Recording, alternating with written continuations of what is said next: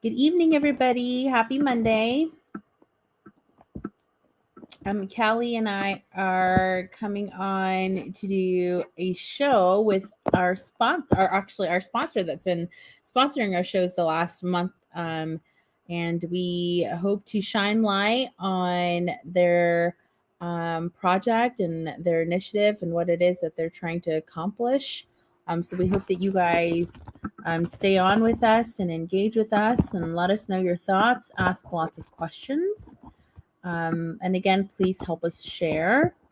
If you are live with us, let us know where you're watching us from. We'll give it a couple minutes here before we start. We want to make sure that we give people time to join. So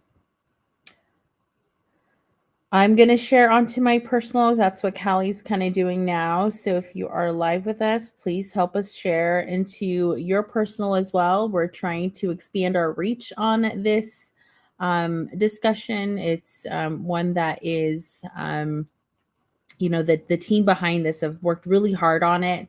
And it's just really important work, really important for our Hmong community to really just be present, ask questions, and utilize the resources that they are trying to provide. So if you're live, please help share so it gets into your network. And also let us know where you're watching us from, because we love to say hi at the beginning.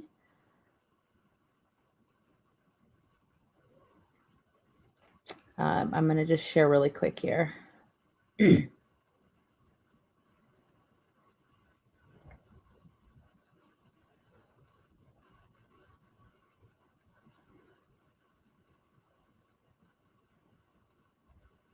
Hi, Mango. How are you? Happy Monday.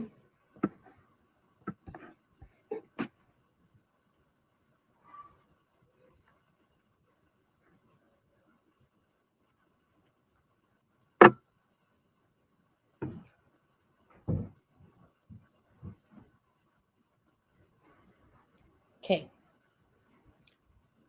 I don't know what is going on with my hair. It's like always sticking up back here. All right, you ready? Yep. Okay. All right, so we'll get started. We gave it a couple minutes. Hopefully, more people will join us. Again, if you're live, please help us share. This is a really important discussion, as we'll be sharing more about the project, more about Project Resiliency. And, I think the goal of this is just to really bring awareness to what it is that they're doing. They've been a huge sponsor of our show the last couple months, and even tonight's show is being sponsored by them, right? By WACMA, that which is the umbrella of Project Resiliency and what they're under. And so, it's really providing a space for us to address mental health, especially in our Hmong community. And so we're really excited to have some of the representatives on tonight to kind of talk to us about the project and its goals and initiatives and what it is that they're trying to achieve, but more importantly, to provide a resource to our community. And so, Callie and I have been sharing videos, some of their posts. We've been mentioning it at the beginning of our show just to bring awareness, and we're going to do that again, right? Like that warm line is so important, you guys.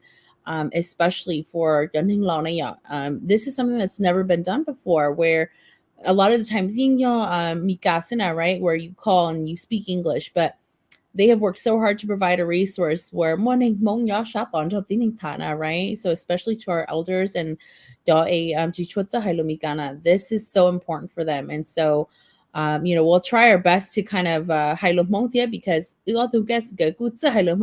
so mali inyo hai lo mo jo ka chen ning lo po la pau thia cha tin ning chi tsa hai lo mi ka lo ka lo pau thia dia ha warm line na yarachi and kind of like what's the purpose of it, right? And so just know that the warm line is open, it is available for you guys. So Callie, I don't know if you have anything to add, but I think that it's just so important for us to have that discussion. And I'm just excited for today's conversation to kind of go over all of that.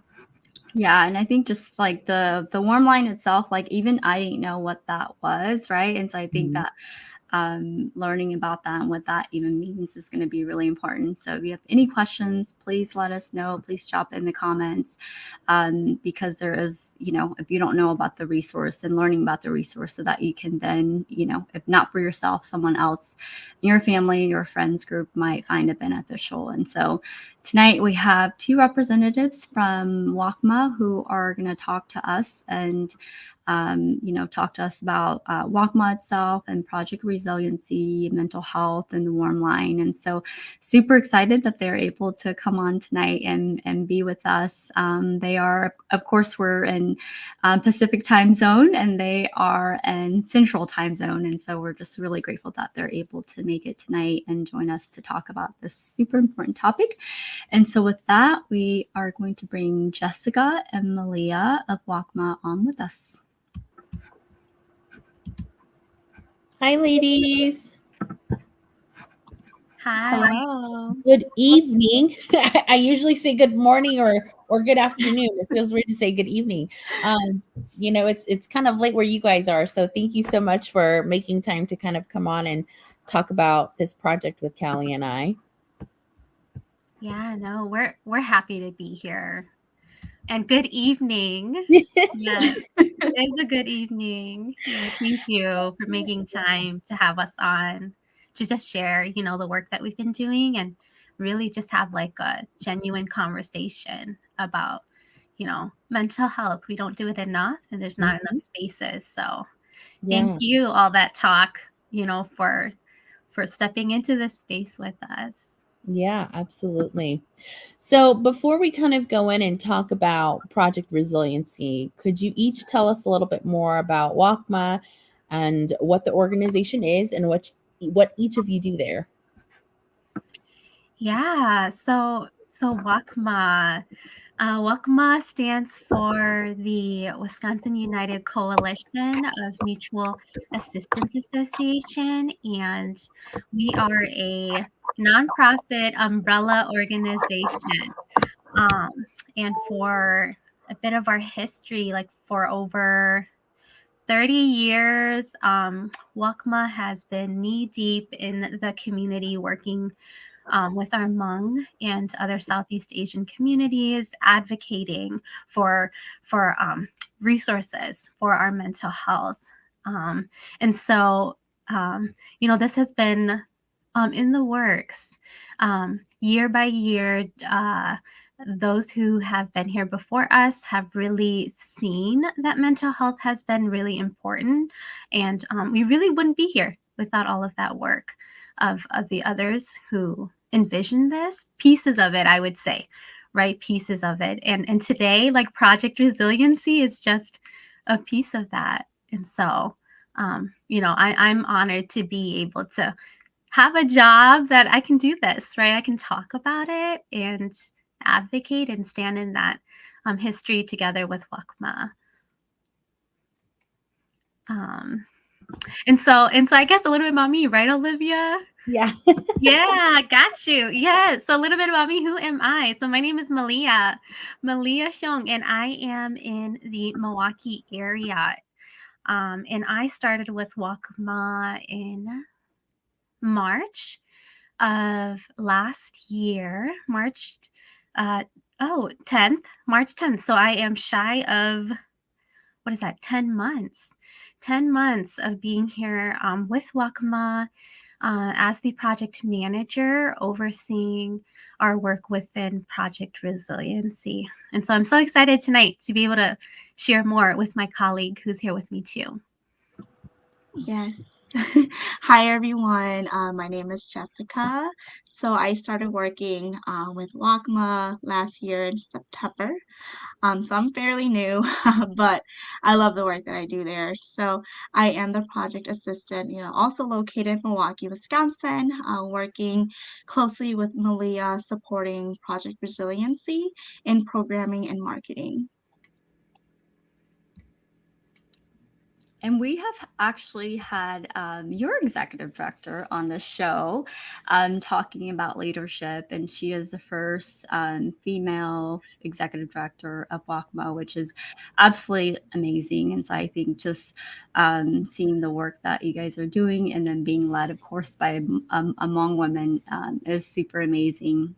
You first came onto our radar back in October 2021 when you guys got the big grant from the state. And so maybe you can talk a little bit about just the Wisconsin Hmong Mental Health Initiative and then how Project Resiliency plays into all of this. Yes, would love to. So, yeah, when we received, when WACMA received that grant back in October, it was a 2-year grant. So starting in 2022, January of 2022, a 2-year grant from the Department of Health Services, so from the state, to really do this targeted work in our Hmong and underserved communities, which is like really special. When you think about like how many opportunities, how many chances do we get to be on the state budget line? You know, so it is a big deal. And so with WACMA, you know, being the recipient of this money, we wanted to be able to give it back to the community, right? Who we helped us advocate for this money in the first place. So for that reason, I just want to say, you know, Project Resiliency is the first of its kind. Like it really is unique on so many levels, just not on like the funding, the fact that like this is the first ever pot of money dedicated to this specific work, but also that like together with this money, we are the first like Hmong mental health initiative in the state of Wisconsin. So that is like super exciting to have this like pool of money and really figure out and dream like how do we touch the most lives, right? How do we tell the stories of what's happening in our communities and how do we make the most impact. So that's been like the really fun part of doing all of this is like that programming, being able to bring mental health like closer to our community, right? Like when I say programming, I mean events, activities, workshops. Project Resiliency hired a whole, you know, team of coordinators working with our nonprofit organizations across the state to really bring more culturally relevant, which is like the buzzword, right? Really, it just means like to just bring things that value and honor our community's values and history and legacies and how we connect to each other, how we connect to place and space. And so so that's the fun part, right? But on the other side of being such a brand new baby, right, is that you're learning all the things for the first time. So that comes with all of its challenges, right? Like uncovering layer by layer what trauma is and feeling it, right? Like in the moment as a participant, as a coordinator, as a staff with PR, short for Project Resiliency. And so really being in this process together authentically, like as a whole person. So I feel like there's you know, all of that's happening all at once. And so Project Resiliency, that's what I mean when it's like first of its kind, because it's kind of like the folks leading this project look like us. You know, they look like us, which makes a big deal. Yeah, I really liked what you said about the culturally sensitive part because I think it's one thing for like if it was like a Mika organization that then told us how we were going to be treated, right? Like what kind of mental health and it's just like for us, we're less likely to want to talk about it. There's more shame that comes with it. And so I think having like an organization that is Hmong led to know their own people and like figure out how do we reach our own people in a way that makes sense for us. And so I think that there's a lot of significance in the way that the work is being carried out by your organization versus, you know, a different one. Mm-hmm. Jessica, do you have anything to add to that?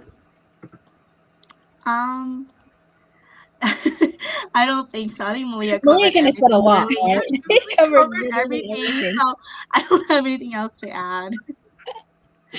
All right, then let's kind of move into just project resiliency. Callie and I have been really talking at the highest level of just, hey, it's available. There's this warm line, but could either of you kind of talk about what is project resiliency and what are your goals and work plans for the project?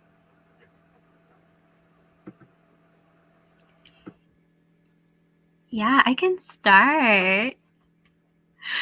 So, project resiliency. I know I've been saying it, and we call it PR for short. So project resiliency. How we would explain it is, it's a statewide initiative to address mental health for our underserved communities in Wisconsin.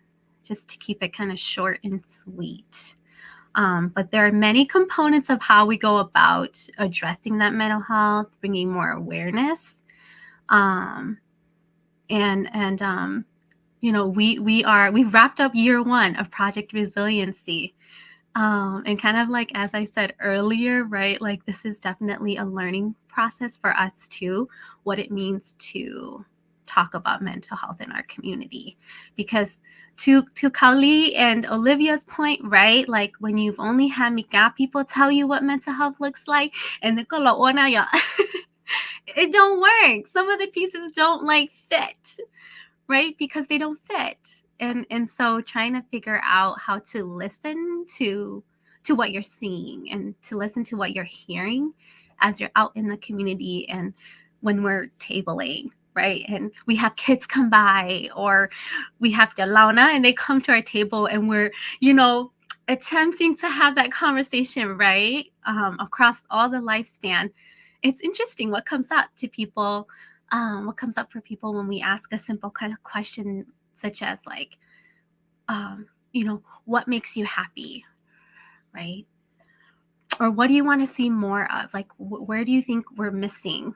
You know, what do you think we're missing, right? And it's interesting. And so I think that kind of helps us stay open. So Project Resiliency, I would say part of our goals and our work plans is to continue to learn. You know, we're going to do the work, but learn and stay true to like what we're hearing, so that we can really do work that matters to people, the people that we're, you know, who look like us and that who when we're out in the community, right? It's like, how do we love on all of these people? I'll stop there so that I don't take up too much space again. Yeah, so kind of, you know, going off with what Malia said. So obviously Project Resiliency, it is an initiative to spread awareness about mental health. And I'm excited to talk about my goals for this year. So, you know, my goal is to definitely make that happen through the marketing plans that I have for this year.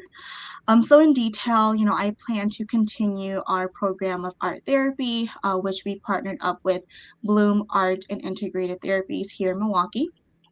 We started this series, you know, of art therapy back in October of 2022, and many people find art a calming way to express their feelings and stress, you know, which I feel is an amazing way to relate to mental health.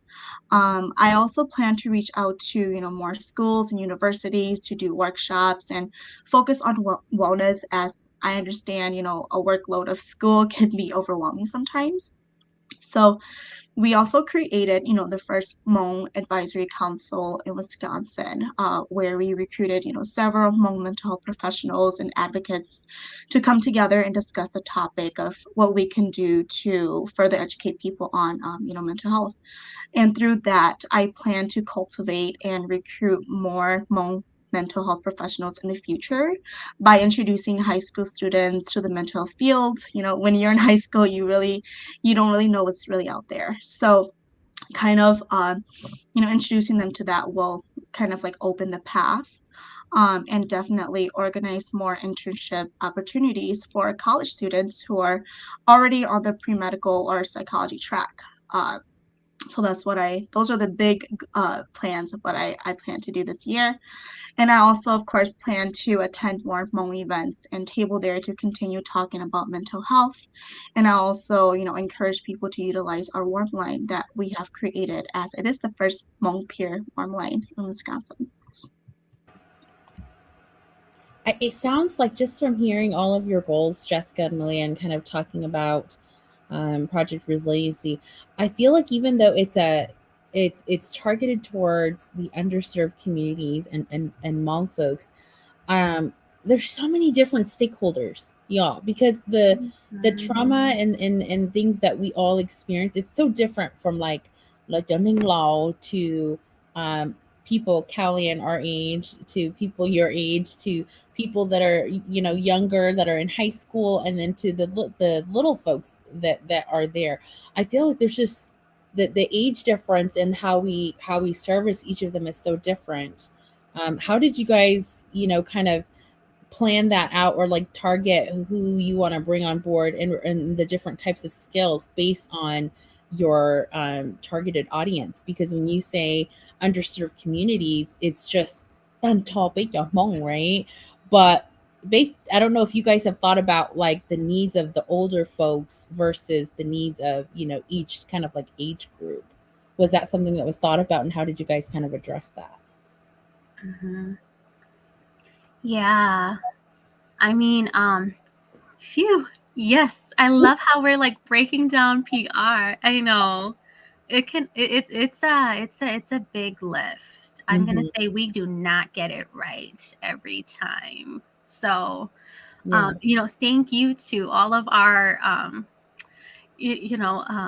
folks out there who have engaged with us on PR, who have forgiven us for getting it wrong, right? We're not going to get it right. But, I would say, like, to answer your question, Olivia, pieces of that feedback of like, how do we service particular populations?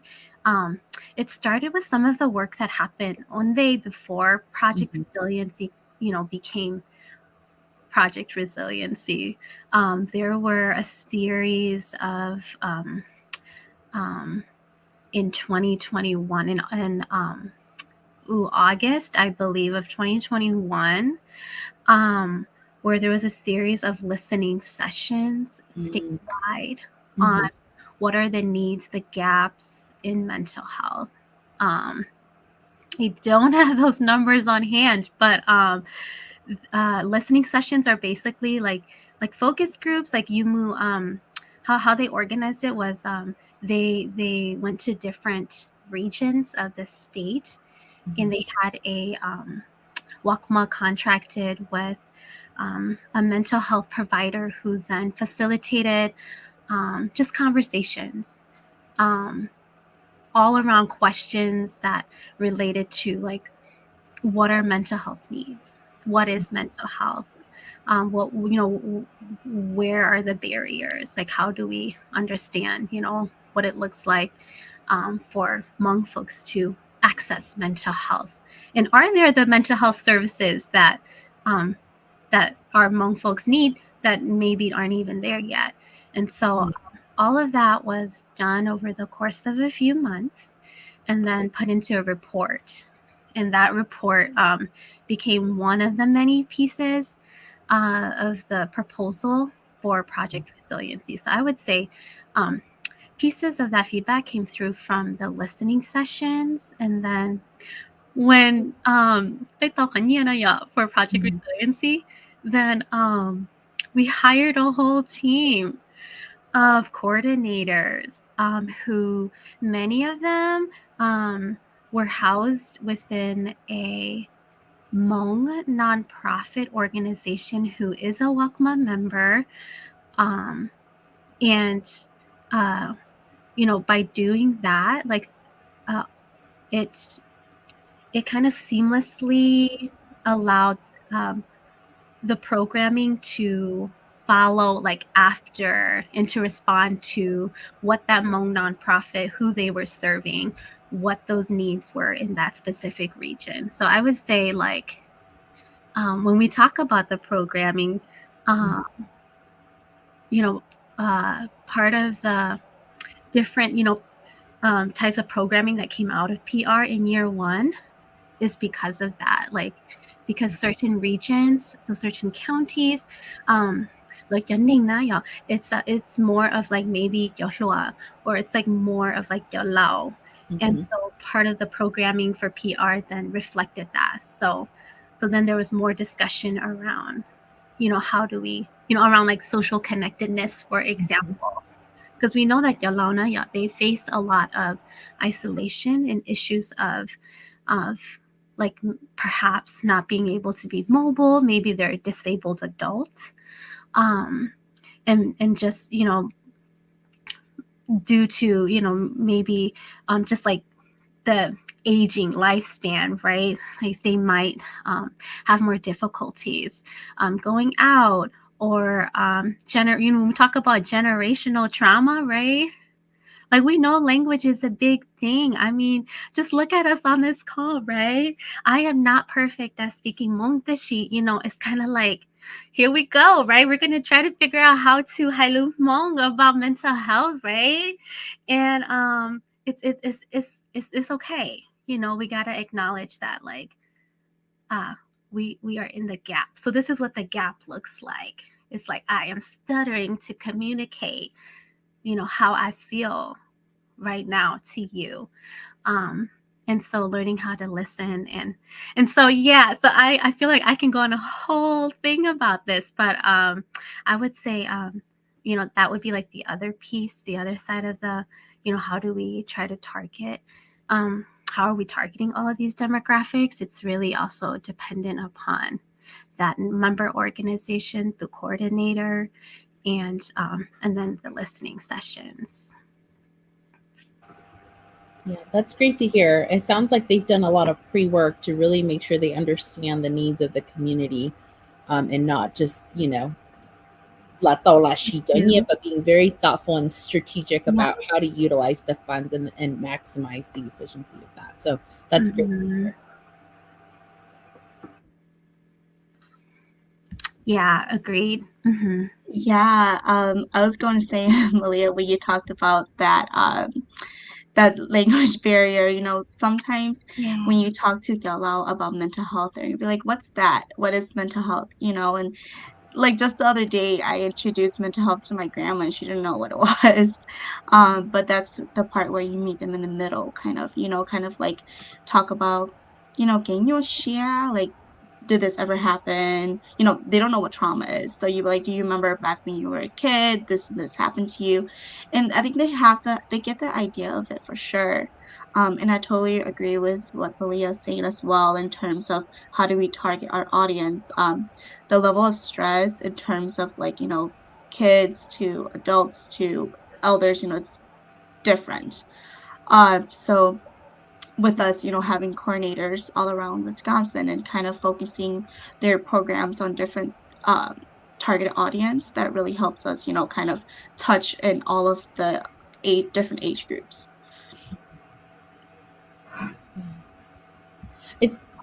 Oh, sorry, go ahead, Karen. Go ahead. It's funny you should say that, because how would you describe mental health to Yanning Lao? It was really hard. I started really bad, but I was just saying, "Can you share?" And they understand what that is, because obviously they feel that. Um, but I feel like the word trauma was really difficult to explain to my grandma or to the elders. Yeah, yeah, you're right. I'm trying to think right now, like, how would I explain trauma to my mom? And I don't know if I can find the right words. Yeah. So, for those of you watching, if you know, please let us know in the comments of how you would describe trauma. Because, in Hmong, it's so hard to put. there's no like actual word for anything. It's always like na, right? So it Yeah. makes it difficult for a lot of us, especially when we don't speak fluently in Hmong, unfortunately, so. Mm-hmm. Yeah. Yeah. I feel like in conversations that I've had, what is I would say kind of like a starting point is like if you take a physical, like if you talk about physical pain and then go add on like geisa, right? So like a phrase that I've heard and I've used, right, to kind of see what the reaction has been like is like "Gay na ka hao hu," Mm, right? Which is just kind of like overall like wellness, right? But it's usually in when you think about that, you think about like your physical, like are you okay, like physical wellness. mhm, But then you add on like 照给啥那样. So it's like mhm. 给那个好好照给啥. Then it kind of like I feel like it's like a transition where it's like maybe we need to think about how do people experience pain physically and then try to paint that picture and like have them imagine with us, right? Like Yeah. imagine if that pain was like on the inside, Mhm, right? And another thing that I've noticed is we are very spiritual.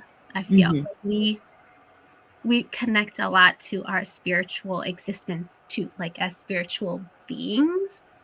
So like they do blina, and mhm. so I'm not an expert either, like in that field, but I do know like some people, they do think about pain and maybe even now that Jessica and Olivia y'all are kind of thinking about trauma, right? They're like, how does your spirit experience trauma? It's like when you didn't try. I mean, it's more than China, y'all. It's like Mhm. Yeah.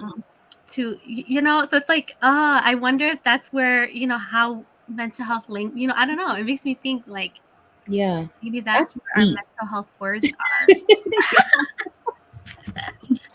Now you're talking about the Jubilee side too, and so I mean your mental health, and especially, and again, this is why it's so important for your guys' work for Hmong people to understand Hmong people, right? Like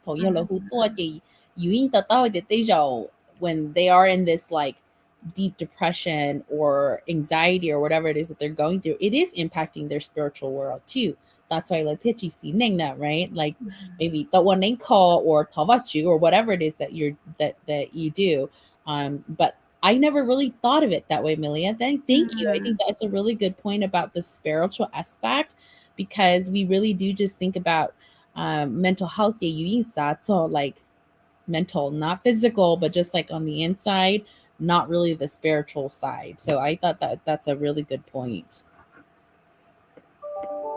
Yeah, and it definitely affects us greatly. I think mental health is like super important because I think especially with like a new year and everything, and I think we tend to want to like set resolutions, right, and be able to accomplish this and that. But I think that when you are struggling with mental health, it is something that it's hard to do a lot of different things, right? It's hard to think about the future. It's hard to think about what you need to focus. It's hard even maybe to pick up the phone and call the warm line. Like you might just be like, I can't literally do anything. And so why is it so important to be talking about this particular topic at this time? Yeah. I feel like it is important to talk, or to have this conversation now, because if we don't talk about it, like when will we ever talk about it? So to some people, this topic, it is still uncomfortable to discuss, which is totally fine, I understand that. However, I feel like it is, important for us to shine the light on mental health and acknowledge that, it is real. It's there. And there are definitely resources out there to help us as well. I feel like we just need to do our research and find it. And if you don't know where to start, that's totally okay. Our warm line, that's why we have our warm line. For you to help with any resources that you need, we'll be there to support you with that. mm-hmm. Yeah, and just like to Jessica's point, right? I also even want to say, like, we cannot not talk about it anymore. Like, it's showed up in our house, like our backyard. Like, when we don't talk about like what we're going through, right? It's like in our face already. So, it's showing up at our friend's house. It's showing up at, our loved ones, right? It's in our face. So we cannot not talk about it. It's hard though. I would say it's very difficult. Even I feel like, oh my goodness, it is so hard to talk about mental health and to understand and fully grasp it, and to change yourself from the inside out, to unlearn some of these hurtful ways of connecting and disconnecting, I should say, too. Mm-hmm. Yeah. And I feel like mental health is still such a new topic. I feel like we have just started to really talk about that within the last couple of years, and maybe 1 or 2 years before COVID. Yeah. And so if you can imagine how hard it is for folks who do speak English to address mental health and to make it a priority in a lot of the workplaces, especially even in the healthcare industry. I worked in healthcare for a while, and I feel like they didn't even really start putting psychiatrists and psychologists into clinics until recently. Before I left healthcare to go into working for the state, that was when they started to bring in psychiatrists and psychologists into the actual clinic to address some of those things. And so, I don't know. I just feel like it's a newer thing, and you're right. I do agree that I think it's been in our faces all along. We just didn't know how to address it. It wasn't really formalized until most recently. And so when we start to talk about it, it gets really uncomfortable because so when we talk about it, you need to explain the mental health, right? Yeah. And then not only that, but our parents are not, the elders are not very open to talking about their feelings, right? They've been taught to kind of just really keep it to themselves, kind of thing. And so right?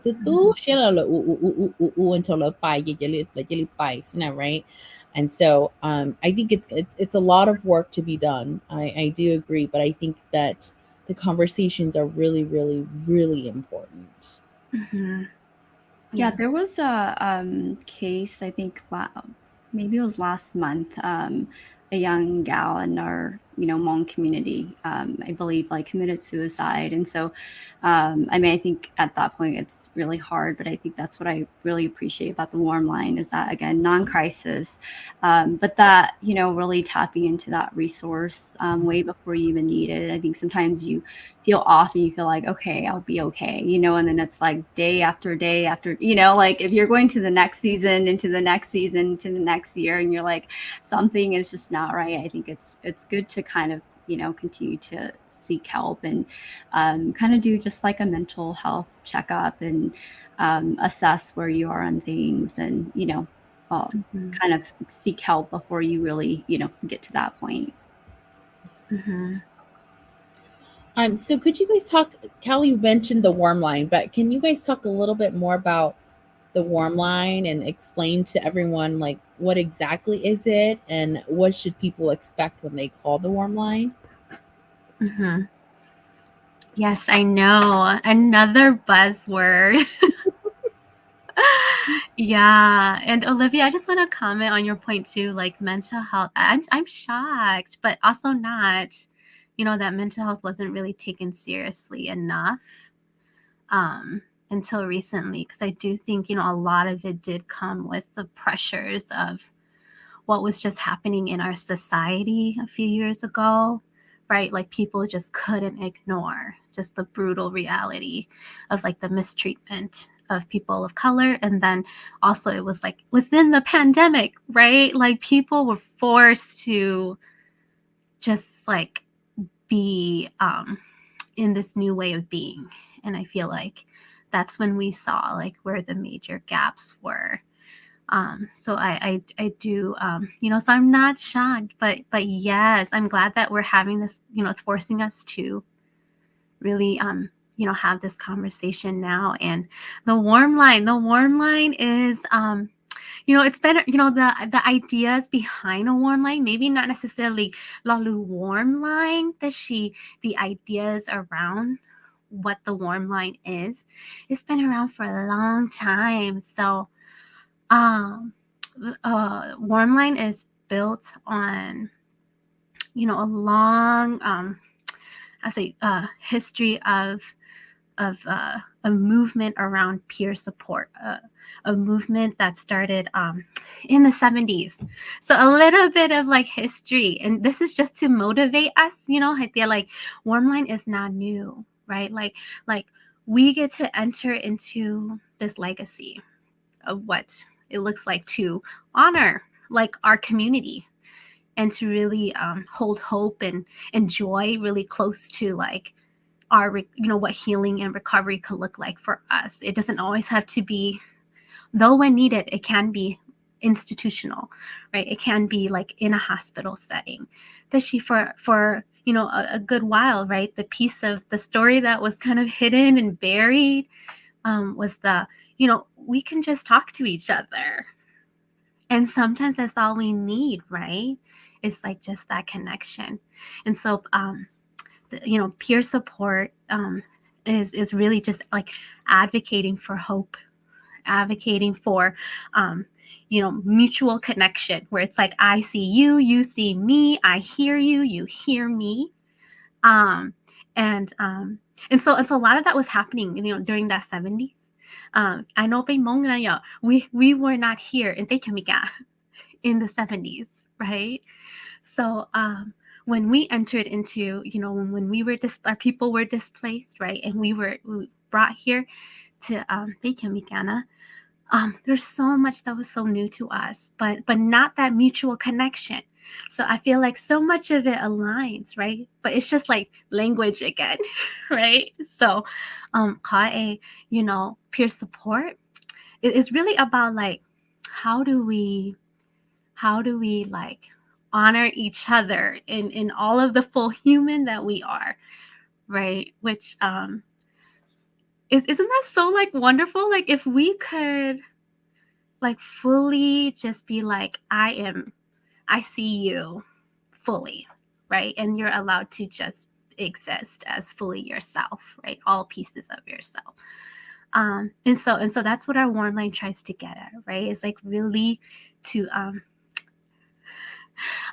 here's where my really bad Hmong metaphors come in, right? Olivia and Kali, this is where my commitment to making sure Yes. yeah. It's kind of like peer support is kind of like see I'm so sorry.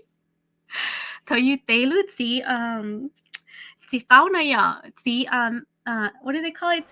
Yeah, oranges. Yeah. You mama they, you can't do it all, right? Okay, they until right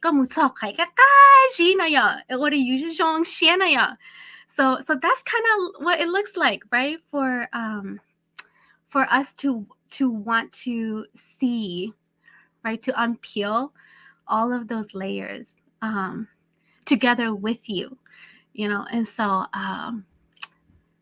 I apologize if that's Lalu. I love that analogy. And I think that's a great way to explain in Hmong about what can they kind of expect when they call the warm line, right? It's just that someone will be there with you, someone will hear you, and if you allow them to help you peel your orange, that they will help you peel it, right? Wow. Olivia did it. Yes. I love it. Yeah. I know. So it's not like warm line. It's not about necessarily or it's not. But we're just us. We're just us. And we try to understand, everyone needs support, and it's okay. And we want to make that normal. So lalumikayo normal. Yeah. And if Hmong is kind of like, oh, I don't know. Like, we want to make it like every day, come get an orange. Yeah. Yeah. Let's like let's like Lucy, Uh-huh. and every day, Lucy, right? Because when you do, in the end, and don't you want that? Like, I want that for you, and I want you to want that for me. And so Pelu Warm Line is about helping each other, right? So they basically tell each other like this. And so that's what I guess makes it kind of different, but maybe not, right? Because I feel like we already do it. We already do it. So being to sister or being to or or being trust, right? Being and so I feel like it's really not that different. And we want to just make sure everyone has access to it, because we know not everybody does. Yeah. So when people call the warm line, are there specific things that they have to provide, like their name, their age, or can it just be like, I'm calling Malia, I'm calling, and you're on the other line, you pick up, and I can just start peeling my orange? Like, what's kind of like the process? Do I have to say, hi, I'm Olivia, I'm 30 something years old, and I'm having some stuff, I'm going through some things, and I just really need someone to talk to, kind of thing? I feel like the orange is gonna stick, huh, Jessica? Yeah, the orange is sticking for sure. That's how it really is. Yeah, like I think Malia said it was like perfectly with that orange analogy. Like we want to build this kind of like a safe space for people to call in and just talk about anything they want. They don't have to provide their name. They can give a fake name. It could be Mai or Tu, so then that way we know how to address them. But then that she had the lochisa halalumbeya, we could just say like what if like an older person, just like ba or yeah, yeah. So um like in terms of like helping finding resources, let's say for example they need me to help them find like a lawyer like in the area. Of course we would want like your zip code and kind of like where you're located, so that way we can help you find people in your area. But anything you say, it is confidential, because we do value that confidentiality, to be able to build that trust, with between us and the community members. So um you know and like in other words, like what Malia said, just peel that orange. This is more of like an open discussion because, obviously we're not professionals, but we will definitely prioritize, supporting the people who call our warm line. Yeah, that's good. Yeah. So in other words, in Hmong, your ne hu mu ge, your ne mu te ne lu chỉ mà kiến là yêu mỗi cho lu tới bỏ chê là yêu chỉ cho mu hai u sầu hoa sầu chua đâu tí nên nó nên mu cái tu xiên như xiên cho xiên này mu là yêu chỉ mỗi này cho lu cho mu kia đâu là tu này là chỉ mua là kia cái yêu trong xiên ta thì ba yêu cái là mỗi cho lu tới bỏ chê nó sẽ là mày ạ. So Yeah, good. I love that orange analogy. because I feel like it is so deep rooted, y'all. Like, I think when we think about like at like our age, where we start to analyze a lot of like what we refer to as childhood traumas, and then think about our parents and our grandparents who have a lot of traumas from things that we have never even known or seen. Like I think about my grandma who at one point she lived in Minnesota, and she was in this like daycare for older people. And I just remember seeing a picture of her so happy, because she was around people who were her age, who she could actually talk to and like say stuff to, and who actually understands what that, to for someone to see her, as you said, Malia, because I think, when they tell us stuff, it's like, we don't really get what they're saying, but I think for them to have that, and I think that just being able to talk to somebody, we're a community kind of people, usually have grown up with big families. And so I think a lot of us are also just dispersed out in the US. And so I think just knowing that we have that access and having that connection point is so important. Otherwise, we are so isolated, especially with COVID and everything. So what are some of the successes that you've seen with the Warm Line? Yeah, so I feel like the fact that we have created the Warm Line is a success itself. I have seen the number of people calling a Warm Line increase, which is great. People are referring a Warm Line to their peers, family members. And when they call, many have stated that they are grateful for the Warm Line to help them find the resources they're looking for, with the situation that they're in, or just to have us there to listen to them. So, these are really great feedback that we received so far. So I feel like we are definitely on the road of progress and to success, in terms of the Warm Line. Yeah, I think just being able to put a Warm Line together to provide that as a resource for our community is a huge accomplishment in itself. I don't think that people realize the amount of planning and um, technology and resources and all these things that you have to get in alignment before you can even launch something like that. It's a big deal. So good job to the both of you and your team to just kind of be able to put that together in 1 year. That's great. That's a big accomplishment. Okay, so how can people find more information about WACMA and Project Resiliency? I know we talked a lot about that stuff today, but if they were curious and wanted to find more things in writing, where could they go, or who can they contact to get more information? Yes, connect with us. We want to know you and be able to, share, as much information as we can. I would say like the easiest way if you're looking to stay updated, and just like connected. Our social media is very active. You can find us on both WACMA and Project Resiliency social media pages, so Facebook pages. And then if you have specific questions or you're looking for, more information, feel free to contact, either one of us. We do have a website, our WACMA website. And so we have like our general email there, which is info@wacma.org.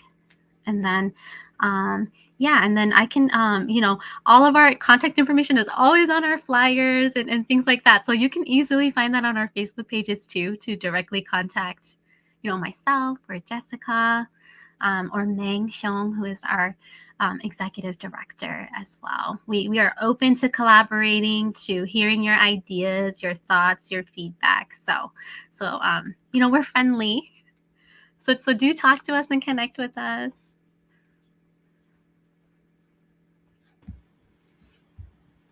Thank you, ladies, for being here with us. And, I know we talked a lot about just mental health and the Warm Line, but I know that y'all also do a lot of work, other events and things like that. I know I saw that you guys did something with Hey Billy, and I love the art stuff. I think that, I think mental health and therapy comes in a lot of different form, and that sometimes I know we push a lot of like go and see a therapist or talk to someone, but I think sometimes people kind of do it in their different ways. And so definitely check out Project Resiliency WI for Wisconsin on their Facebook page to stay connected and see all of their different events. Do you have events that are online at all, or are y'all really kind of taking it to in person? So it depends on our coordinators. So we have coordinators in different areas in Wisconsin. So the one with Hey Billy, that one was virtual. So we do have some virtual ones too. Like I said, it really just depends on the coordinator if they want to do in person or virtual events. Gotcha. Okay. All right. Awesome. Any last words, ladies, before we jump off? Just wanted to say thank you both, to all that talk for allowing us to kind of like use your platform today to talk about, the warm line, the work we do in mental health. It is very important that we talk about this. So I just want to say thank you so much. And definitely our hard launch for the warm line. We are launching it on the 16th of this month. So next week, Monday. So look forward to that as well. Awesome. And I think Monday is a holiday, right? So if anybody Yeah. is on holiday and at home and sad and needs someone to talk to, definitely call. Wait, are you guys open on next Monday then? Yes, we are. Okay, Yeah, we're right. open. Awesome. Well, thank you so much for being on with us, and again for the work. I think it's great to know that we have organizations that are really getting into this work and a resource for our community, especially in the Midwest, where we have a lot of folks over there. And so, thank you so much for being on with us, and thank you for everyone else for being with us. Of course, here at All That Talk, we believe that conversations drive change, and change starts with you. And with that, we'll see y'all tomorrow. Have a good night.